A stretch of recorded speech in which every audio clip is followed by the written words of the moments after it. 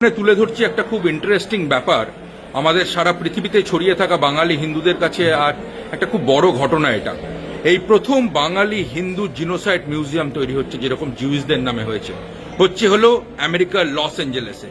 আমি বলবো, রিকোয়েস্ট করব ধীমান দেব চৌধুরী দাকে, যার অরিজিন সিলেট থেকে, এবং সুদেব মুখার্জিকে এই ব্যাপারে কিছু বলতে। দুজনই টেকনোলজিস্ট, তারা ভীষণভাবে ইনভলভ। ধীমানদা নিজের হাতের ভিত্তিপ্রস্তর স্থাপন করেছে। ধীমানদা একটু যদি বলেন সবাইকে। নমস্কার। তো এই মিউজিয়ামটা তৈরি করছেন KPC, doctor KPC Kalipada Pradip Chowdhury. উনি বিল্ডিংটা জুস মিউজিয়ামকে দিয়েছেন, এবং Jews museum they will start it, they will have the people coming into this Holocaust museum and then go through the Bengalis genocide museum. So এইখানে আমরা 1204 সাল থেকে শুরু করছি।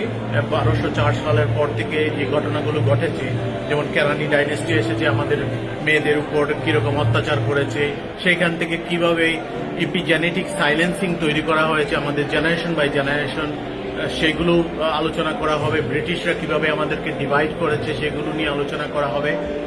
More importantly, every aspect we are trying to create an immersive experience in there, and through which you can learn, you can actually feel what happened in 1204, what happened in later on, and from there on it will continue until contemporary issues like today what's happening.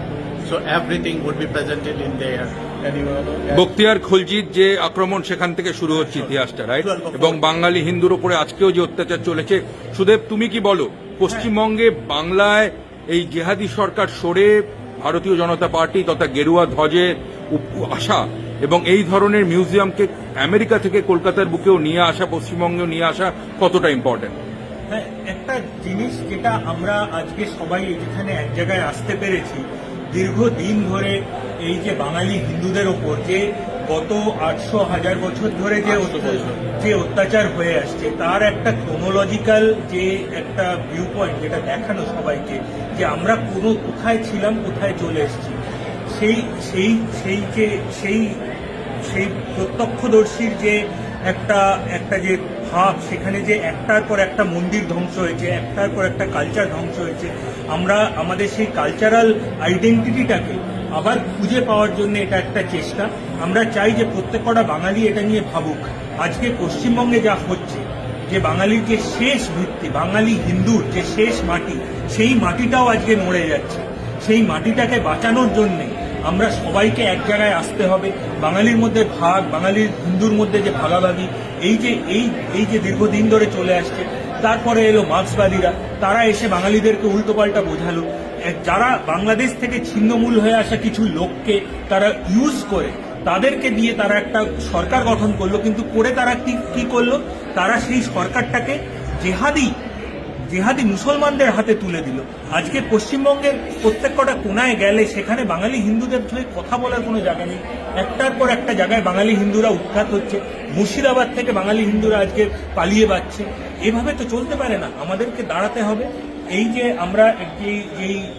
আমরা আজকে যে এই মিউজিয়ামটা বানানোর চেষ্টা করেছি, আমরা চাইবো ভবিষ্যতে প্রত্যেকটা শহরে এরকম একটা মিউজিয়াম হোক, যেখানে বাঙালি হিন্দুরা তাদের নিজেদের ঐতিহ্য, তাদের ইতিহাস তারা জানতে পারবে, এবং সেটা আগামী প্রজন্মকে দেখাবে যে বাঙালির অস্তিত্বটা কোথায়, বাঙালি হিন্দু কারা।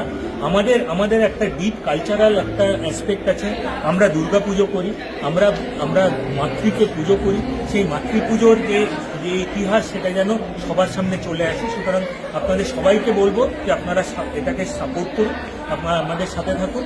এবং পশ্চিমবঙ্গের হিন্দুদের বিশেষ করে বলবো যে আপনাদের কাছে কিন্তু খুব বেশি সময় নেই, আপনাদের কাছে কিন্তু সময় কমে আসছে।